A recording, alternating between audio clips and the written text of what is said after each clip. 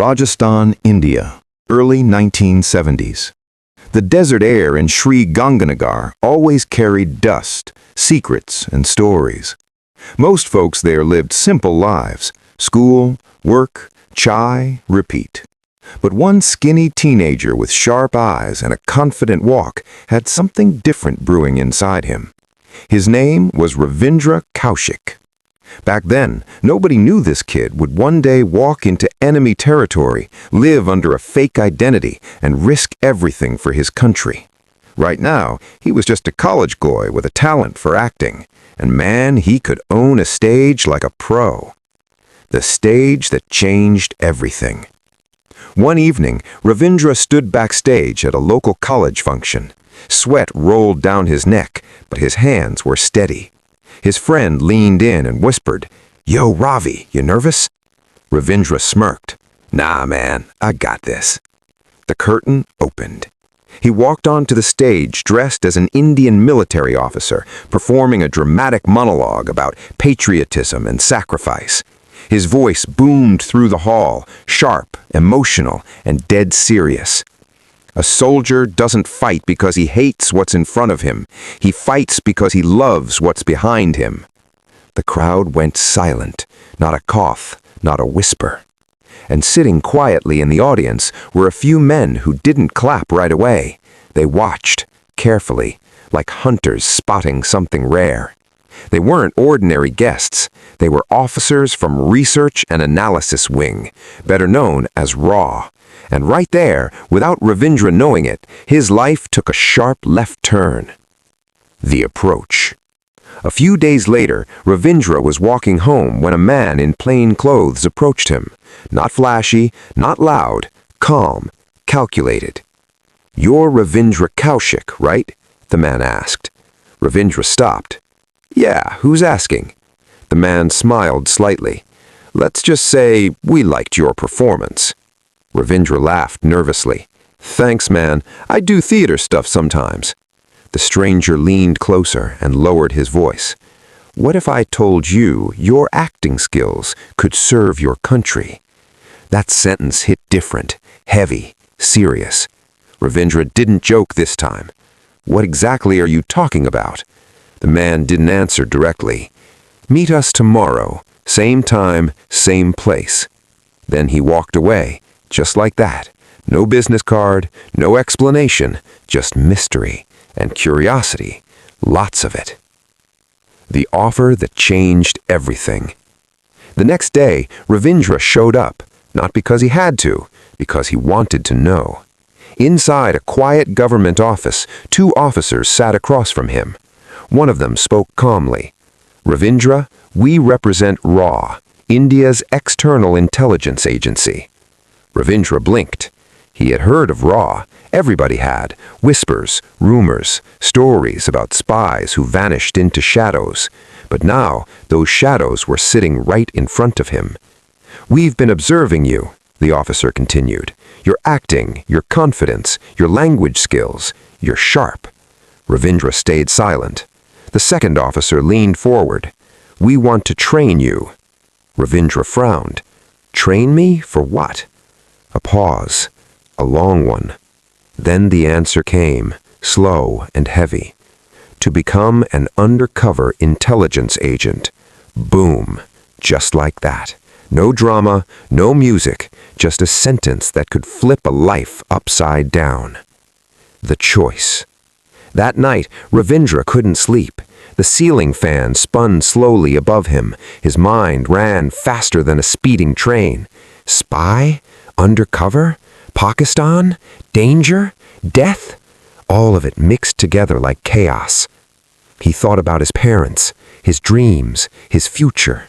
And then he thought about something bigger, his country. The next morning, he returned to the office. The officers looked up. "Well?" one asked. Ravindra took a deep breath. "If this is for India," he paused, then said the words that would lock his fate forever. "If this is for India, I'm in." No hesitation now, no turning back. From that moment, Ravindra Kaushik wasn't just a college student anymore. He was becoming something else, something dangerous, something legendary. The secret training begins. For the next 2 years, Ravindra vanished from normal life. Not dead, not missing, just invisible. Ra took him into intense training, the kind that broke weak men and rebuilt strong ones.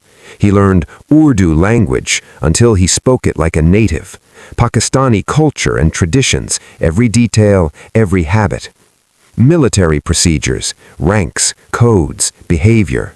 Survival techniques, how to live alone, lie smoothly, stay calm under pressure. Religious practices, so he could blend in without raising suspicion. They even trained him to write in Urdu script perfectly. No mistakes allowed, because in espionage, even one small slip could mean death. One night during training, an instructor snapped at him, "You mess up one word in the field, and boom, you're done. No second chances." Ravindra didn't flinch. "Then I won't mess up." Confidence, steel solid. Becoming someone else. After months of preparation, the final step arrived, the hardest one. They told him, "You will no longer be Ravindra Kaushik." Silence filled the room. "From now on, you are Nabi Ahmed Shakir." A brand new identity, a brand new life. Even his religion had to change. He was trained to live as a Muslim man, follow Islamic customs, and blend perfectly into Pakistani society. No mistakes, no slips, no past. The officers handed him forged documents, birth certificates, school records, identity papers, all perfect, all believable, all dangerous. Ravindra stared at them quietly. This wasn't acting anymore. This was real life, and real life didn't have retakes. The final goodbye. Before leaving India, Ravindra met his family, but he couldn't tell them the truth. Not about Ra, not about Pakistan, not about the risk. Just silence. His mother looked worried. "Why do you have to leave so suddenly?" Ravindra forced a smile. "Work opportunity. Big one." His father nodded slowly. "Take care of yourself, Beta." Those words stuck in his chest like a weight, because deep down he knew something scary. He might never come back. The crossing. Late one night, under heavy secrecy, Ravindra Kaushik crossed the border into Pakistan, not as Ravindra, but as Nabi Ahmed Shakir. A brand new man stepping into enemy territory. No applause, no spotlight, just darkness and danger. And from that moment on, every breath he took could be his last. Inside enemy lines, the rise of Black Tiger. Night fell heavy as Ravindra, now living under the name Nabi Ahmed Shakir, stepped deeper into enemy territory. There was no turning back now. One wrong move, one wrong word, and it was game over. No retries, no backup plan. A new life begins in Karachi. The city lights of Karachi glowed like a sea of stars. Cars honked, people rushed, and the streets buzzed with energy. It was loud, chaotic, and perfect for someone trying to disappear into the crowd. Ravindra adjusted his bag strap and whispered to himself, "All right, from now on, you're Nabi. Don't slip."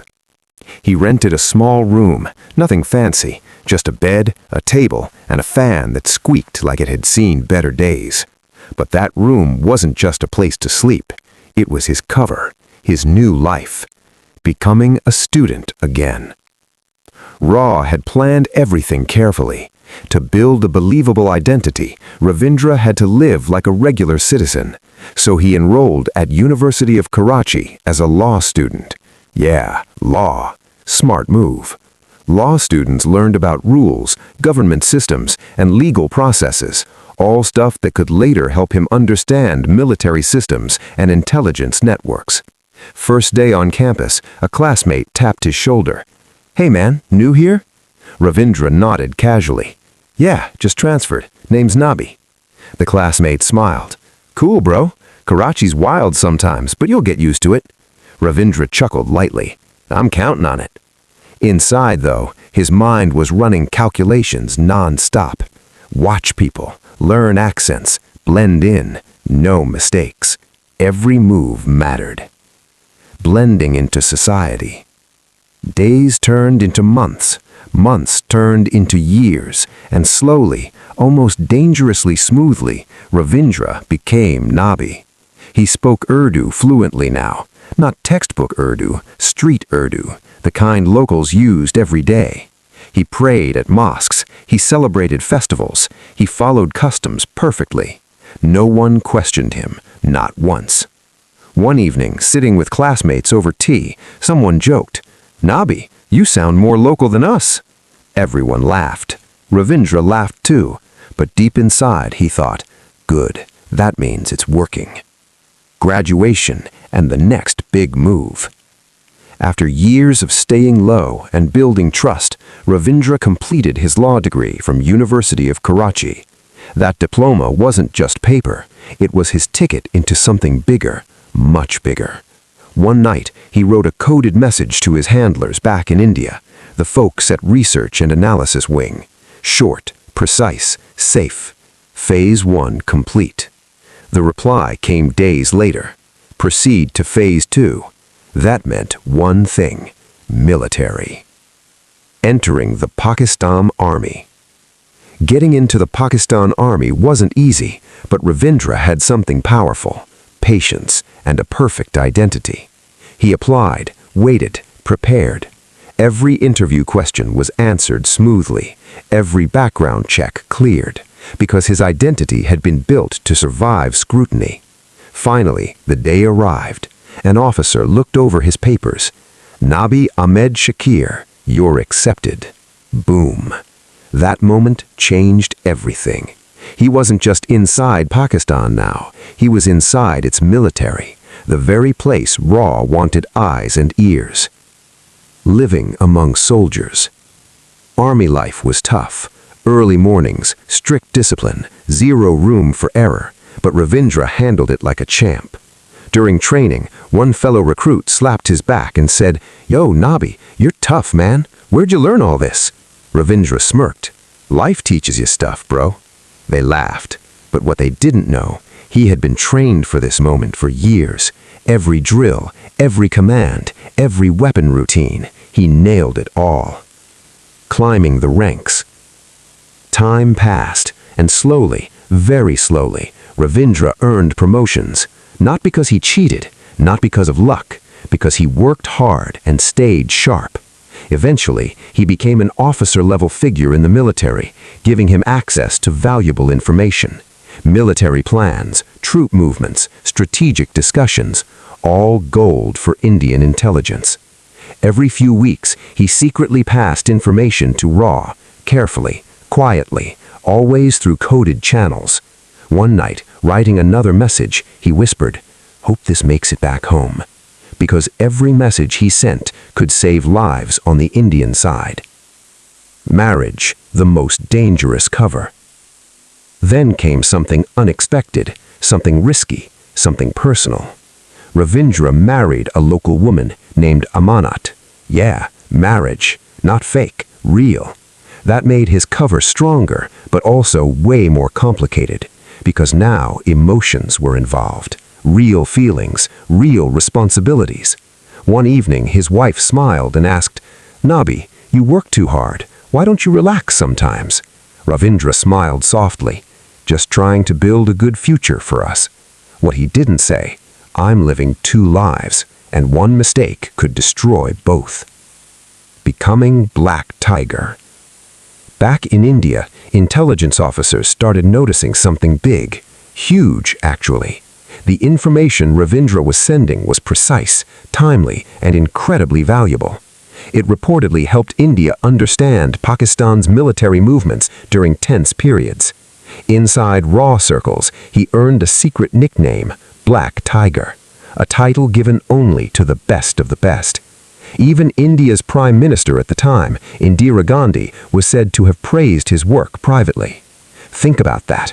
A boy from Sri Ganganagar, now one of India's most valuable spies, operating deep inside enemy territory. living two lives every single day. The risk grew. But here's the thing about spy life. The access you get, the more dangerous it gets. More trust means more suspicion if anything goes wrong. And soon, something did go wrong, very wrong. A new operative from India was about to enter Pakistan, someone meant to assist Ravindra. But that move would trigger the beginning of the end. For years, Ravindra, living as Nabi Ahmed Shakir, had played the game perfectly. Too perfectly. Inside the Pakistan army, he had earned trust, respect, and access. The kind of access that made intelligence officers back in India nod with satisfaction. But in the spy world, the danger doesn't always come from enemies. Sometimes it comes from your own side. The new operative. Around the early 1980s, officials from Research and Analysis Wing made a risky call. They decided to send another operative into Pakistan. His name was Inayat Masiha. His mission? Support Ravindra, carry messages, strengthen communication. On paper, it sounded like a smart move. In reality, it turned into a disaster waiting to happen. One night, Ravindra sat quietly in his room, reading official papers under dim light. His wife, Amanat, walked in holding tea. "You look tired," she said gently. Ravindra gave a tired smile. "Just work stuff." But deep inside, he had already received word another agent was coming, and that made him uneasy. Very uneasy. He whispered to himself later, "More people, more risk. This ain't good." The first crack. Unlike Ravindra, who had years of training, Inayat Masiha was new to the field, less experienced, more nervous. And nervous men make mistakes, big ones. Within months of entering Pakistan, Inayat Masiha reportedly got caught by Pakistani authorities during questioning, not because of Ravindra, not at first, because of his own suspicious behavior. Interrogations began, long ones, rough ones, and when pressure hits hard enough, even strong men can break. The interrogation. Inside a dark interrogation room somewhere in Pakistan, officers questioned Inayat Masiha again and again. Hours turned into days, days into weeks. The questions kept coming. Who sent you? Silence. Who are you working for? Silence again. But pressure doesn't stop, and eventually something cracked. One officer slammed his hand on the table. "Talk or things get worse." The room went quiet, and slowly, dangerously, information began to spill. Names, locations, connections, and among those names was Nabi Ahmed Shakir, the identity Ravindra had built for years. Gone in seconds. The knock on the door. Back in his home, Ravindra sat with papers spread across the table. His wife watched him curiously. "You okay?" she asked. Ravindra nodded. "Yeah, just a long day." Then, knock, knock. Sharp, hard, unfriendly. Ravindra froze. That knock didn't feel normal, didn't sound friendly, didn't sound safe. His instincts kicked in instantly. Soldier instincts, spy instincts, survival instincts. He walked slowly toward the door. Another knock, louder this time. "Open the door," a voice shouted. Not a request, an order. Ravindra opened the door. Standing outside were officers, armed, serious, unsmiling. One of them spoke coldly. "Nabi Ahmed Shakir, you need to come with us." Game over. No escape, no warning, no backup. Just silence and fear creeping in like cold smoke. The arrest. They searched his house thoroughly, every drawer, every paper, every corner. His wife watched in shock. "What's happening? What did he do?" No one answered her. They grabbed Ravindra and pushed him toward a vehicle.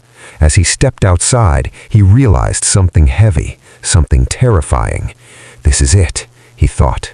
"They know." Years of careful planning, years of perfect acting, destroyed in one moment. The truth comes out. Inside custody, interrogations began. Relentless, brutal. Officers demanded answers. Who are you really? Silence. Who sent you? Silence again.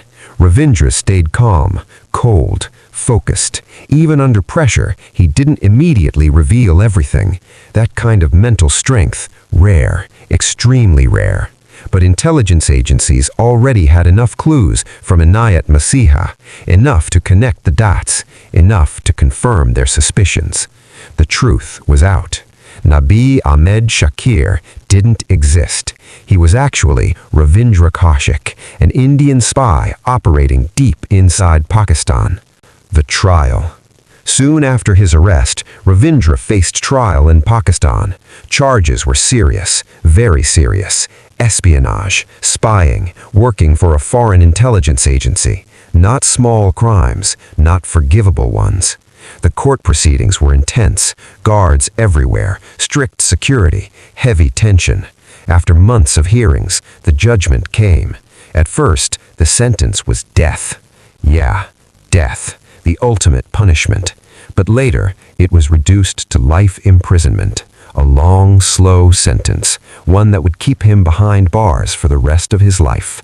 The fall of Black Tiger.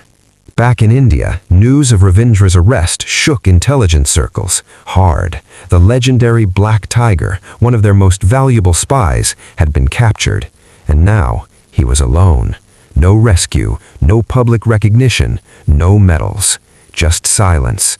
Because in espionage, when things go wrong, governments often deny everything, even their own heroes. And that's exactly what happened. The beginning of the end. Ravindra was moved between prisons, eventually landing in harsh facilities like Central Jail Mianwali. Cold cells, limited food, harsh treatment. Years stretched ahead of him like an endless road. One night, sitting alone in his cell, he whispered quietly, "Did I do enough for my country?" No answer came, just silence and darkness. Lots of darkness. Life inside hell. Letters from prison. The iron gates slammed shut behind him. That sound echoed through the narrow corridors of Central Jail Mianwali, a place known for holding some of the toughest prisoners. For Ravindra Kaushik, once known as the legendary Black Tiger, this wasn't just prison. It was the beginning of a slow, painful fade into darkness. A cell with no mercy. The prison cell was small, cold, bare. Just rough walls, iron bars, and a thin blanket that barely kept out the winter chill. One guard pushed him inside and sneered, "Welcome to your new home." The door slammed. Clang. That sound stayed in his ears long after the guard walked away. Ravindra sat quietly on the floor. For the first time in years, he had nothing to hide, no role to play, no identity to protect. Just himself and the weight of his choices. The daily struggle. Life inside Central Jail Mianwali wasn't easy. Food was limited, medical care was basic, conditions were rough. Days blurred into nights, nights blended into weeks. Sometimes guards mocked him, sometimes they ignored him completely. Both felt equally cruel. One afternoon, another prisoner sitting nearby whispered, "Hey, what did they lock you up for?" Ravindra stared at the floor. Wrong place, wrong time. It wasn't the truth, but in prison, truth was dangerous. Silence kept you alive. The letters that broke hearts. Over time, Ravindra began writing letters to his family back in India, carefully, emotionally, painfully honest. These letters later became some of the only real windows into his suffering. In one letter to his parents, he reportedly wrote words that hit like a punch to the gut. Is India such a poor country that it cannot look after the families of its spies? That line wasn't angry. It was hurt, deeply hurt. Years of loyalty, years of sacrifice, and now silence from the country he risked everything for, forgotten by the world. Back in India, his family struggled. financial problems, emotional stress, constant uncertainty. They wrote letters to official government officers, hoping for help, hoping for recognition, hoping for action. But official responses were limited, slow, careful, because acknowledging a spy publicly, that could create political tension. So mostly, silence continued. Cold, heavy silence. Illness creeps in. Years inside prison took their toll. Harsh conditions, poor nutrition, stress. Slowly, Ravindra's health began to decline. He reportedly developed serious illnesses, including tuberculosis. Weakness spread through his body, breathing became harder, weight dropped, energy faded. One prison doctor reportedly checked him briefly and muttered, "You need better treatment." But better treatment rarely came, not in that place, not for prisoners like him. Memories of another life. Some nights Ravindra lay awake, staring at the ceiling. Memories flooded back. His childhood in Sri Ganganagar, college stage performances, RAW training days, his life inside Karachi, his wife, his mission. Everything played inside his head like an old movie. One night he whispered quietly to himself, "Was it worth it?" No answer came, only echoes. Years turned into decades. Time inside prison moved painfully slow, but outside, years flew by. Governments changed, leaders changed, policies changed, but Ravindra's situation stayed the same, locked away, forgotten, ignored. Even fellow prisoners noticed his declining health. One prisoner reportedly told him, "You don't look good, man. You gotta stay strong." Ravindra gave a weak smile. "Tryin', brother." But his body was failing, slowly, relentlessly. A life without rescue. Like movies, no secret rescue team came, no dramatic prison break, no last-minute deal. Just paperwork, silence, waiting. Years passed without any sign of release. That reality hit harder than any punishment. Because hope was the only thing keeping him alive, and even that was fading. The shadow of death. By the late 1990s and early 2000s, Ravindra's health had worsened significantly. Chronic illness, weak immunity, severe exhaustion. Doctors inside prison reportedly confirmed serious complications, but treatment remained limited. He had spent decades behind bars, decades, for a mission few people even knew about, for a country that couldn't openly claim him. That's the cruel truth of espionage. Heroes in secret, ghosts in public. The final letter. One of his later letters reportedly carried a heartbreaking tone. Not anger, not fear, just exhaustion. He wrote about illness, suffering, and loneliness. He also mentioned something chilling, a line often repeated in accounts of his life. "If I had been an American, I would have been out of this prison in 3 days." That wasn't arrogance. It was frustration, deep, raw frustration. The end draws near. Years of suffering had drained the once strong spy. The man who once walked confidently into enemy territory now struggled to stand. The legendary Black Tiger was fading, slowly, painfully, alone. And the world outside barely noticed. Years had passed. Not months, not a few seasons, decades. Inside the cold walls of Central Jail Mianwali, the man once feared as Black Tiger had become weak, thin, and exhausted. But his mind, still sharp, still remembering everything, every mission, every risk, every lie he told to protect his country. The final days. By the late 1990s, Ravindra's health had gone downhill badly. Years of poor food, harsh prison life, and untreated illness had destroyed his body. The tuberculosis he developed earlier had weakened his lungs and immune system. Breathing became difficult. Walking became painful. Even standing felt like lifting weights. One prison guard reportedly looked at him one day and muttered, "You don't have much time left." Ravindra didn't reply. He just stared ahead quietly, like a soldier waiting for the final command. A life remembered in silence. On some nights, lying on the hard prison floor, Ravindra drifted into memories. He saw flashes of his childhood in Sri Ganganagar, his arrival in Karachi, his days inside the Pakistan Army, the secret messages he sent to Research and Analysis Wing. Every memory hit like a wave, some proud, some painful, all unforgettable. One evening, another prisoner sitting nearby whispered, "What keeps you going, old man?" Ravindra gave a faint smile. "Duty, brother. Just duty." Short answer, heavy meaning. Then came the day history quietly recorded. November 2001. Inside prison, Ravindra's condition worsened rapidly.